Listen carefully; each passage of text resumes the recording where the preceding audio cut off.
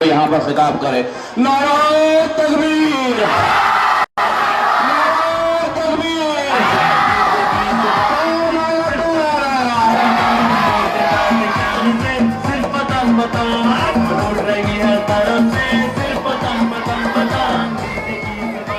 अस्सलाम वालेकुम वरहमतुल्लाहि वबरकातुह। ये आपकी मोहब्बत है जो मुझे यहाँ तक खींच कर लाई है, वरना अगर डॉक्टर की सुनता तो डॉक्टर ने कहा कि 2 दिन तक आपको घर के बाहर निकलना ही नहीं है। मैं डॉक्टर को नाराज़ कर सकता हूँ, लेकिन ये छोटे छोटे बच्चों को मैं मायूस नहीं कर सकता। मुझे मालूम है मैं उन खुशनसीब इंसानों में से एक हूँ जिन्हें 10 साल आपने अपने दिल से लगा कर रखा। ये आप लोगों की दीवानगी, आप लोगों का जोश और जज्बा था कि जिसने मुझे ये मौका दिया 5 साल महाराष्ट्र की विधानसभा में आपकी आवाज़ बनकर खड़ा रहूं। फिर 2019 से 2024 तक मुझे बैरिस्टर असदुद्दीन अवैसी साहब के बाजू लोकसभा में जाने का, बैठने का, आपकी आवाज़ बनने का मौका मिला। 2024 के लोकसभा इलेक्शन के अंदर हमें नाकामयाबी मिली। इसके बावजूद कि हमने बड़ी शिद्दत के साथ मेहनत की, उनकी दौलत के सामने हम कमज़ोर पड़ गए, लेकिन हमारा जोश, हमारा जज्बा जो पहले था इस इलेक्शन में भी हमें देखने को मिला। लेकिन नौजवानों, मैं एक बात कहना चाहता हूं, कोई भी छोटा सा पत्ता भी अल्लाह की मर्जी के बगैर हिल नहीं सकता। अगर उस पे हमें नाकामयाबी मिली तो शायद अल्लाह की कुछ रजामंदी हो, अल्लाह कुछ और बेहतर चाहता हो सकता है कि वहाँ हमें नाकामयाब करके यहाँ पर एक अजीम और शान कामयाबी हमें दिलाना चाहता होगा। इसी वजह से वहाँ पर हमें वो दिन देखना पड़ा और इंशाल्लाह 23 तारीख के दिन हम एक नया जश्न के तौर के ऊपर, अगर पूरी आवाम साथ रही, तो हम औरंगाबाद ईस्ट, औरंगाबाद सेंट्रल और जहाँ जहाँ पर भी मजलिस के उम्मीदवार खड़े हैं वहाँ पर हम कामयाबी हासिल करेंगे। देखिए, पिछले तकरीबन 1 महीने से सिर्फ अकेला मैं ही नहीं, मेरे बहुत सारे साथी ऐसे हैं जिन्हें सिर्फ चंद घंटों की नींद मिलती है। मुझे याद नहीं है कि पिछले 1 महीने में कौन सा ऐसा दिन आया कि जब मुझे रात में सोने का मौका मिला। फजर की नमाज के बाद ही सोने के लिए जाते, और जिस दिन 4 घंटे नींद हो जाए तो उस दिन ये समझ लेना कि बहुत आराम हो गया। लेकिन इंसानी जिस्म है, अल्लाह ने हर चीज़ अपने तरीके से बनाई है, कभी ना कभी तो साथ छोड़ेगी ही। इसीलिए जब इस कैफियत में आता हूँ तो मैं यही अपने आप से कह कर उठता हूँ, यही सोच कर उठता हूँ कि कैसे कह दूँ कि अब थक गया हूँ मैं, कैसे कह दूँ कि अब थक गया हूँ मैं, न जाने किस किस का हौसला हूँ मैं। इसीलिए आप लोगों की मोहब्बत ये जोश देती है, आप लोगों की मोहब्बत हमें ताकत देती है। 20 तारीख के लिए महज कुछ ही दिन बचे हुए हैं। ये इलेक्शन सिर्फ मेरा इलेक्शन है ऐसा नहीं है, ये हम सब का इलेक्शन है। और शायद आप अच्छी तरह से समझ सकते हैं कि पूरे महाराष्ट्र के अंदर 288 विधानसभा की सीटें हैं, लेकिन पूरे महाराष्ट्र के अंदर अगर सबसे ज्यादा साजिश, षड्यंत्र और पैसे का नंगा नाच अगर कहीं देखने को मिल रहा है तो वो औरंगाबाद की इस ईस्ट कॉन्स्टिट्यूएंसी के अंदर वरना क्या वजह है कि एक इम्तियाज जलील को हराने के लिए 28 मुस्लिम उम्मीदवार खड़े किए गए थे। 28। कौन कौन थे? ऐसे लोग कि जिनका नाम भी उनके मोहल्ले वालों ने सुना नहीं था, लेकिन फॉर्म भर दिए। कहां से आया वो पैसा? ऐसा नहीं है कि 2 रुपए का फॉर्म लेकर आए, किसी ने भरा और ये दावा कर दिया कि मुझे एमएलए बनना है। उस फॉर्म के साथ 10,000 रुपये का डिपॉजिट भी देना पड़ता है हुकूमत को। कहां से वो पैसा आया? किसने दिया? क्या मंशा और क्या मकसद है उनका? मंशा, मकसद, साजिश, षड्यंत्र यही है कि ये वोट को कैसे बांटा जाए, इस वोट को कैसे तकसीम किया जाए। इसी इरादे से कौम के कुछ लोगों को पैसा देकर खड़ा किया गया कि तुझे कोई 10,000 वोट नहीं लेना है। अपने मोहल्ले, अपने गली के 100, 200, 500 वोट अगर लेने की ताकत रखता है, उस हिसाब से भारतीय जनता पार्टी के उम्मीदवार ने इन्हें पैसा दिया। जमहूरियत के अंदर इलेक्शन लड़ना सबको इख्तियार है, लेकिन एक सवाल हम सबको ये पूछना है अपने आप से, कब तक हम ऐसे 10, 15, 20 लोग पूरी कौम का सौदा करने के लिए हर 5 साल के बाद मैदान के अंदर आते हैं, वोट काटने का काम करते हैं। कितने पैसे के लिए? तो किसी को 1 लाख, किसी को 2 लाख, किसी को 5 लाख।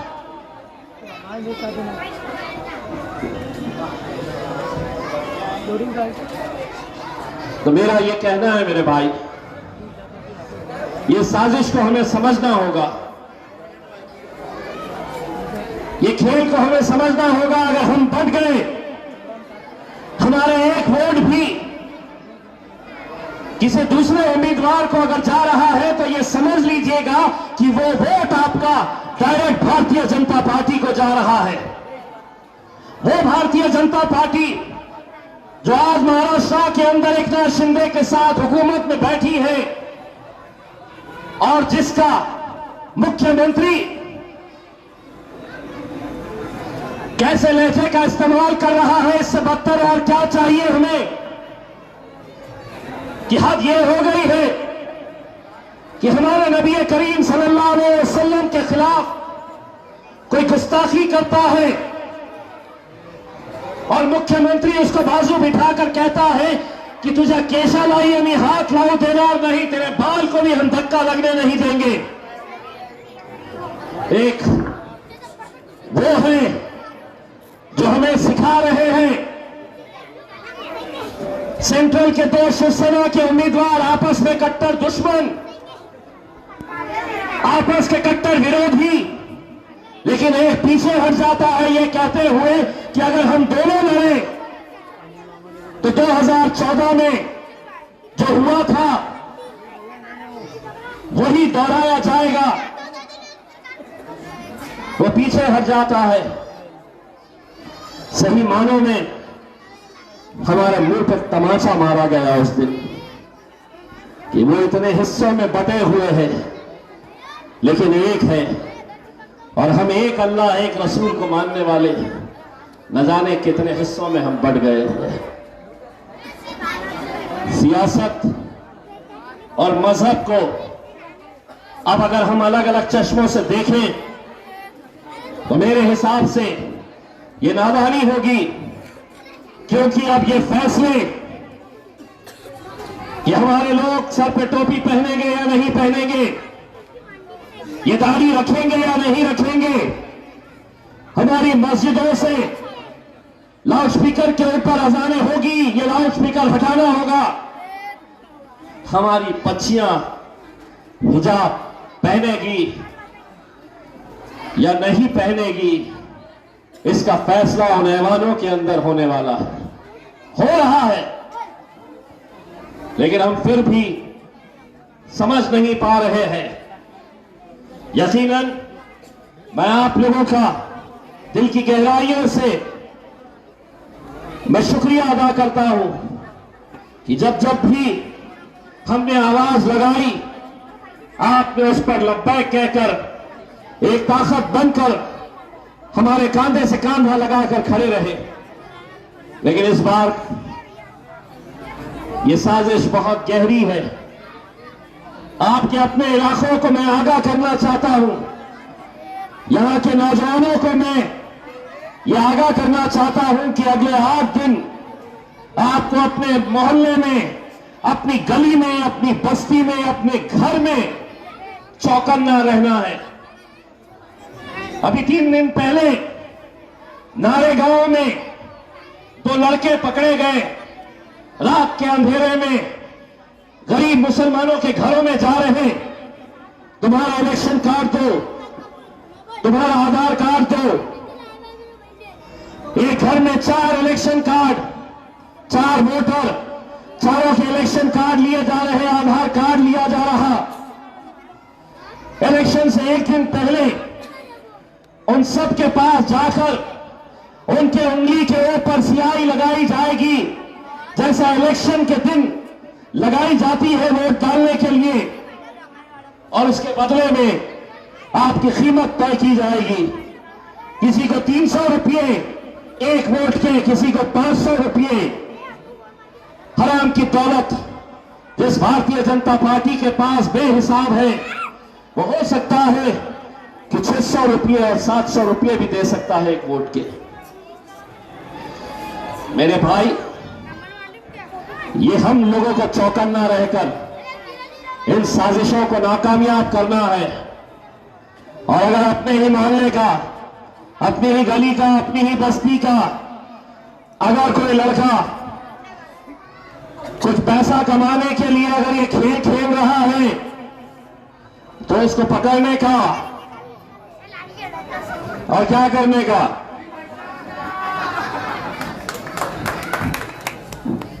क्योंकि हम इसका शिकार हो चुके हैं मेरे भाई। लोकसभा के इलेक्शन के वक्त जो ये खेल खेला गया था, अब इस बार हमें इसे रोकना है।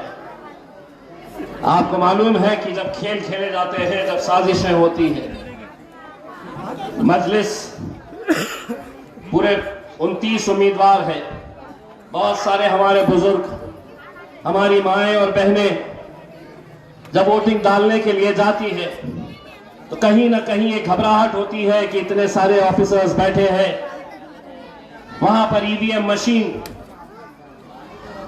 2 मशीनें रहेंगी या 3 मशीनें, आपको जाना है और जाकर ऊपर से पहली मशीन के 1 2 3 4 5 और दबाना है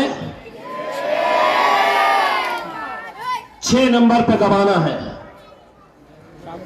आप अगर ये गलती कर गए कि 6 नंबर के नीचे 7वां नंबर का जो उम्मीदवार खड़ा है उसकी पार्टी का नाम और मजलिस इत्तेहादुल मुस्लिमीन का नाम मिलता जुलता है, हमारा पतन है तो उसका लिफाफा लेकिन इस तरीके से बनाया गया है कि लोग जाने अनजाने में 6 की जगह 7 के ऊपर, ये सब हुकूमत की साजिश का हिस्सा है।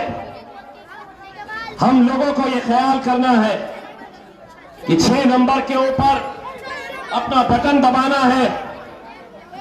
अगर आपका एक वोट भी अगर इधर उधर जाता है तो ये समझ लीजिएगा कि वो वोट भारतीय जनता पार्टी को जाएगा। मेरी माएं और बहनों से मैं ये कहना चाहूंगा, रोज का मामूल है, सुबह आप उठती है, मेरी माँ उठती है, मेरी बहन उठती है, फिर बड़े आराम से शौहर उठते हैं, कहते हैं चलो चाय लाओ। अम्मा उस दिन कोई चाय वाव नहीं देना, बोलना जा पहले पतंग उड़ा के आ, तब तेरे को चाय मिलने वाली है।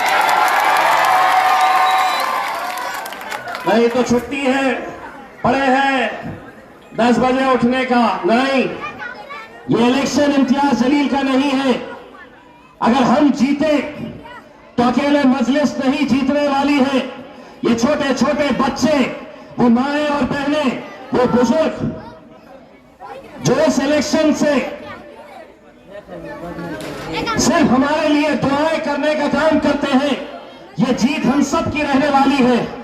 बस आप लोगों से अपन गुजारिश करना चाहूंगा कि अगर हमारा वोटिंग परसेंटेज अगर कम होता है 55%, 60%, तो आपको नतीजे का दिन भी इंतजार करने की जरूरत नहीं।